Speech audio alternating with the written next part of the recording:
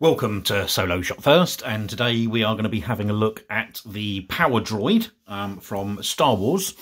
And what I've also got here is my, I think it was this one, my original one from childhood, but I think it's a 1978.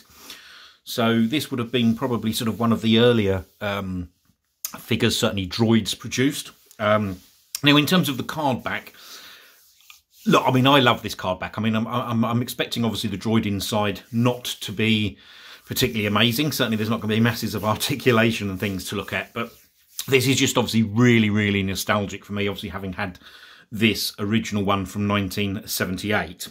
And the card back itself is really, really nice. I think it's pretty much exactly the same as the original card back. I do know that there were two different cards, I believe, on this.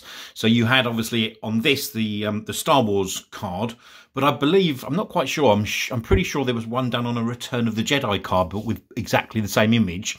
And I was also aware that I think this was actually also not just a Kenner card, but it was also produced, obviously, by Palitoy. So interesting, very, very interesting, and a lovely looking card back. I mean, this to me obviously just screams, from a nostalgic point of view, everything about, you know, the Star Wars thing. You've got the lovely, lovely card back here in terms of the racetrack design on the front cover. You've got the Kenner logo down there in the bottom, and then obviously you've got the 4+ age group in that top left. Where the image of this droid is taken from, I really couldn't tell you. If anybody watching does know where that image was obviously meant to be taken from, then please do let me know in the comments section. But you've got the name peel, obviously, is sort of that pink, and the background, obviously, where the droid is then on is pink as well. So it does stand out, obviously, quite vibrantly in terms of the actual card itself. So let's just have a quick look at the back of the packaging. So this is VC167, a lovely Star Wars racetrack design on the back, the vintage collection logo, obviously the legal information, and the other figures as part of that wave. So VC167. So just one final look at the front of the packaging before we get this this little Power Droid out of the box, and it certainly does, even through the bubble, I can tell obviously it's quite different from the original one that I've got there. But we'll have a look at comparison and just have a look once we get this out. So without further ado, let's get this open. Okay, so here we've got the figure out of the packaging. So I'm sure you can probably tell the one on the left is the more modern VC167, and the one on the right, as I said, is my original from 1978. And both of these droids are actually pretty cool. The new one, in terms of, look, there is actually, if I bring that in, not that you're going to be able to see properly, if I can get that to focus, I don't think it's going to, but there's no,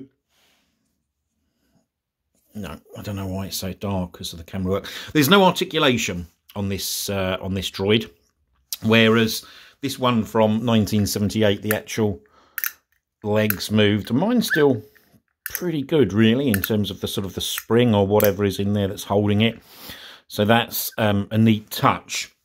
But obviously the one on the right, the 1978 original one, is just a... If I bring this in, if you can see, focus.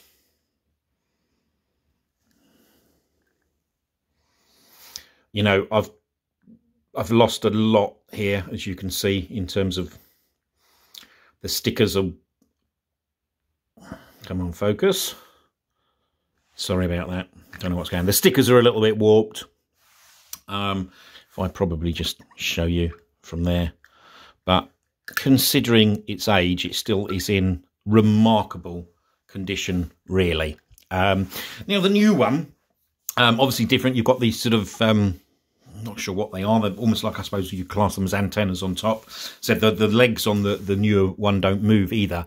But it does have some nice sort of paint applications. It's got a little bit of weathering, obviously, around that sort of white. And some nice colouring details, obviously, on the top with the blues, reds, yellows, etc. So a pretty decent looking Power Droid. Whoops. I've made a complete mess of that. There we go. And the other thing, obviously, that you do have with this new one, this top does come off completely to reveal the sort of working insides I suppose if you want to call them that, of the power unit itself of the droid. So a pretty nice looking droid. You know, there's not there's not a great deal more you can sort of say about that, or, you know, in terms of articulation, incredibly limited. But at the end of the day, these droids are just lovely things to have, obviously, if you're sort of doing dioramas and things like that. If I can just scroll into that one a little bit, which I can't possibly.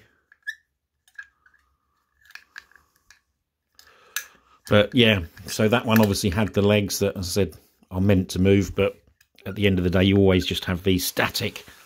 But, you know, considering obviously the age of this one, really, really chuffed to still have that. And the new one is a welcome addition. As I said, it's not, you know, there's no bells and whistles on it or anything, you know, in terms of, as I said, articulation. They are limited, but it is what it is. Anyway, it was just a quick comparison to show you, obviously, almost like a then and now. The 1978 one certainly certainly stood the test of time pretty well, and I quite like the look of the new one. Anyway, that is it today for today's video. I hope you have enjoyed this video. If you have, please hit the like button. If you're new to the channel and you want to subscribe, please do. There'll be plenty more videos coming soon. If you've got any questions, any comments on this video at all, please leave them in the comments section below, and I'll come back to you as soon as possible. And I'll just leave you by wishing, obviously, everybody a happy and prosperous new year.